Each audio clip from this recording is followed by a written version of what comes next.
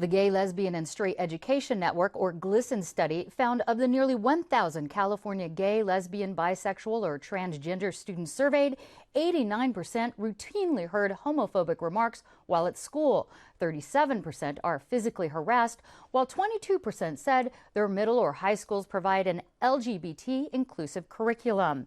Here with a closer look at how our county schools stack up are Colin Pierce of San Diego's chapter of GLSEN and 15-year-old Joey, a local high school student with some personal experience on the issue. Welcome. Thank you.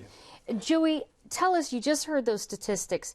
Has that been similar to your experience? Yes, definitely. I agree 100%. You've been harassed at school? Yes, I've been harassed at school, mostly verbally and once or twice threatened physically to be harassed.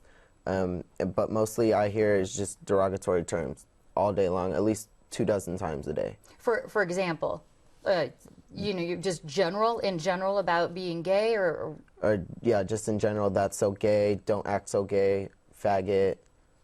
How have you responded to that? Have you told authorities at school? Have you told your teacher? Yeah, at first I let them know that it bothers me and that they do something about it, and then they kind of forget later on, like a couple weeks later.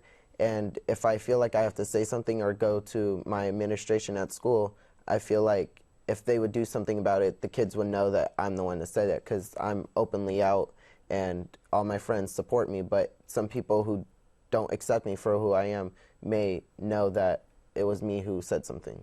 Okay. So we're going to come back to that as sort of the school's response. Colin, is Joey's experience as sort of verbal harassment here in San Diego schools, have you found that this is typical of students who either come out or are suspected of a different sexual orientation?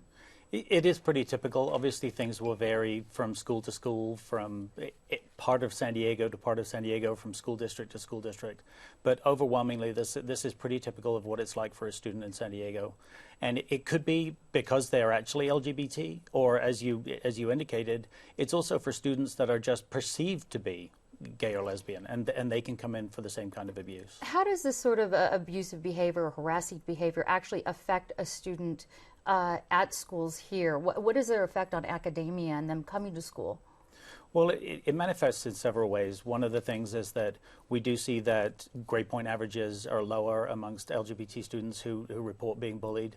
The other thing that we find is that they're much more likely to miss school. There's an alarming statistic within the survey that suggests that of those students who were surveyed, 1/3 of them missed a day of school last month because they didn't feel safe. Not just because they don't like going to school, but because they literally did not feel safe or included to go to school.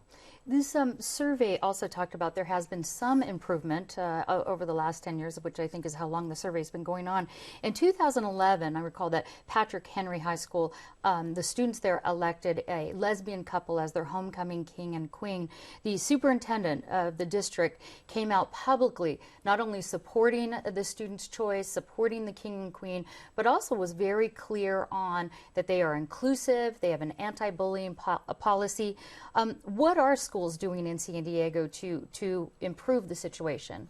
San Diego Unified is definitely one of those school districts that's ahead of the curve in terms of how they're responding. We're one of the community groups that have worked closely with them to create and implement their inclusive anti-bullying policy. And it was very pleasing to us to see that the superintendent, the deputy superintendent were personally involved. They were in the meetings. It was no surprise to me that Bill Cobus stood up and said that the kind of abuse that those girls got, primarily from adults, not necessarily from children, was just not acceptable. And had it been from children within the school district, then they would have taken disciplinary measures against them. All right. And Joey, what would your, first I want to ask you, would you come out again with the behavior that's happened now? Would you be open again at school?